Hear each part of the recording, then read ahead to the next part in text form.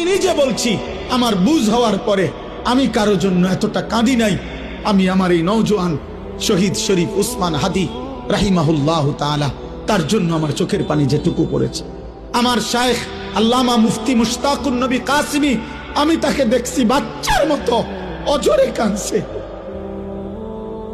একসাথে ভাত খাইতে বসছি, ভাতের থালার সামনে পর্যন্ত হুজুরে দেখছি কাঁদতেছে। কয় মাওলানা, আমি তো ছেলেটারে ভুলতে পারছি না। আজকে তোমরা দেখছো, সারা পৃথিবী দেখছে, একজন 33 বছর বয়সের যুবক। এই যুবক ইমানদার ছিল।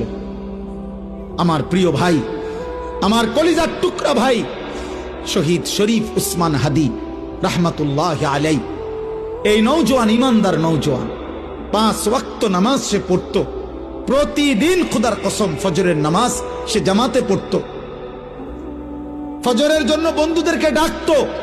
ফজরের নামাজ পড়ে তার সংসদীয় এলাকা, যেখান থেকে সে স্বতন্ত্র প্রার্থী হতে চেয়েছে, সেখানে ওয়ার্কিং করত। যেদিন গুলিবিদ্ধ হয়েছে সেদিন তো সে জুমার নামাজ পড়ে আল্লাহকে সেজদা দিয়ে মসজিদ থেকে বাইর হয়েছে। এর কিছুক্ষণের মধ্যেই সে গুলিবিদ্ধ হয়েছে। সে হাফেজে কোরআন ছিল, তার বাবা আলেম ছিলেন, তার বড় ভাই আলেম, সে মাদ্রাসার ছাত্র ছিল, সে আল্লাহকে ভালোবাসতো, পাক্কা ইমানদার ছিল। তার হৃদয়ের সবটায় দেশপ্রেম, মাতৃভূমির 1 ইঞ্চি জমিন, মাতৃভূমির 1 ইঞ্চি জমিনের আজাদি, স্বাধীনতা, সার্বভৌমত্ব সে দিল থেকে চেয়েছিল। তার বক্তব্য এটাই ছিল যে আমি আমার মাতৃভূমির 1 ইঞ্চি জমিন আমি কাউকে নিতে দেব না, নিতে দেব না।